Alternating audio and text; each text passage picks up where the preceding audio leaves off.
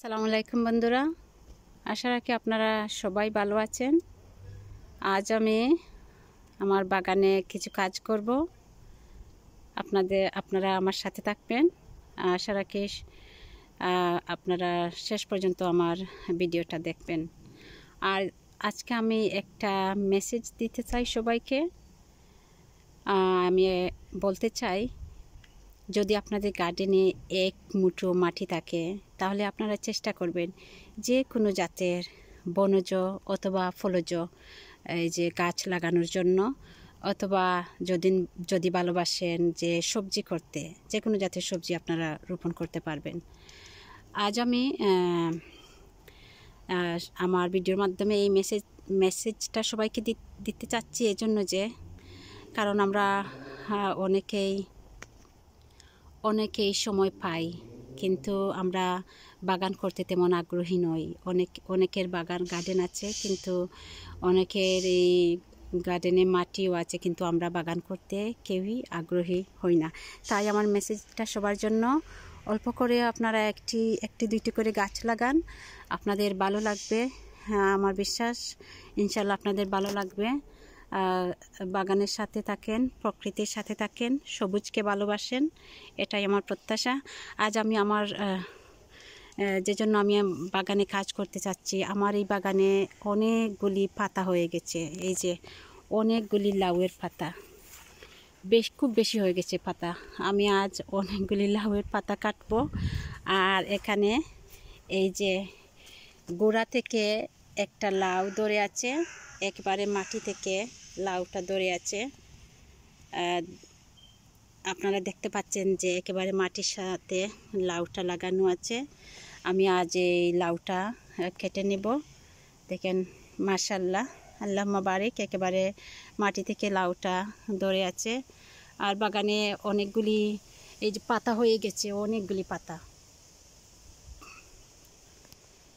তাই আমি এখন আমার কাজ শুরু করতে যাচ্ছি, আপনারা আমার সাথে থাকুন।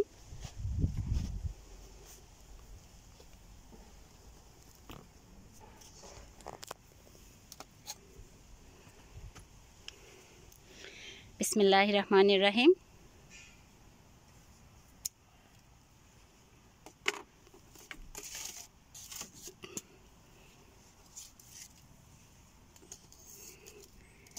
মাশাআল্লাহ, অনেক বাস্কেটের মধ্যে রাখায় বোঝা যাচ্ছে এই যে লাউয়ের সাইজটা কিভাবে।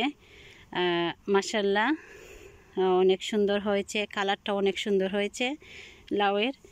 এখন আমি আমার অন্য কাজে আসি। আমি অনেকগুলি পাতা হয়ে গেছে।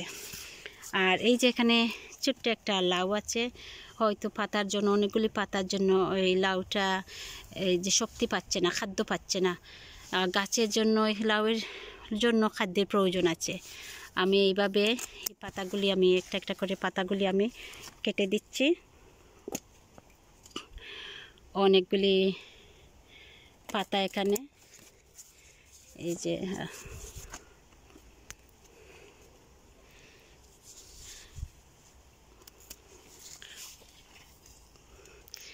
আর এই পাতা দিয়ে কিন্তু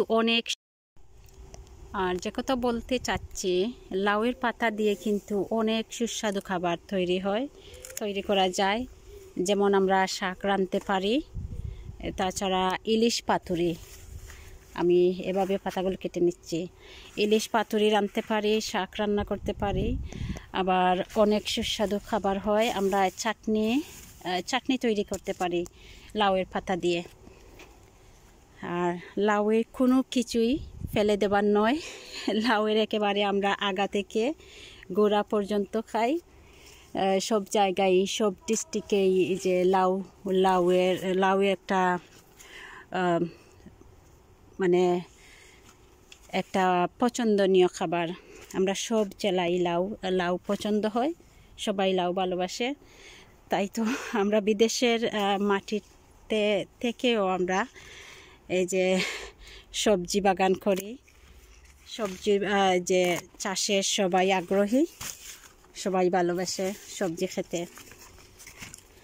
আর এখানে যত্নটা কিন্তু করতে হয়, খুবই কষ্টের। যত্ন করতে হয়। লাউ বাগানে অনেক সময় যত্নের অভাবে আমরা লাউগুলি নষ্ট হয়ে যেতে থাকে। অনেকগুলি এই যে রোদে আমার অনেকগুলি ছোট ছোট লাউ আমার ঝরে গেছে রোদে। আমার অনেকগুলি এই যে ছোট ছোট লাউ এসেছিল, কিন্তু রোদের জন্য আমার অনেকগুলি ছোট লাউ নষ্ট হয়ে গেছে, ঝরে গেছে লাউগুলি।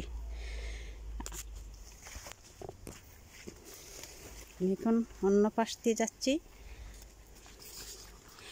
আমার আজকে একটু সময় আছে, তাই আমি ভাবছি যে আমার গার্ডেনের এই যে বাগানের পাতাগুলো একটু কেটে দেই, আর পাতাগুলিকে কেটে দিয়ে আমি বাগানটাকে একটু হালকা করতে চাই।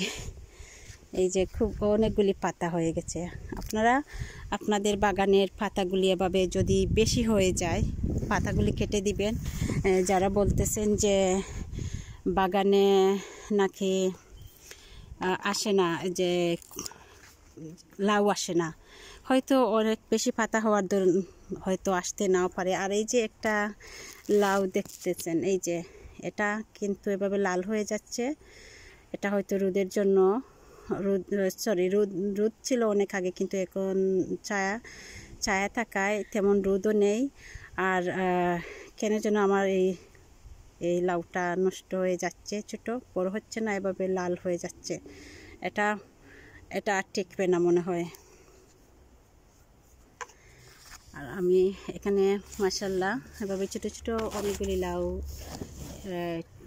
আছে, এই যে এভাবে আছে ছোট ছোট, দেখি টিকে কিনা।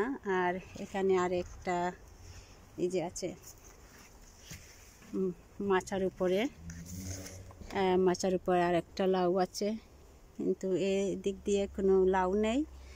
আমি পাতাগুলি কেটে দিচ্ছি, এই দিকের পাতা।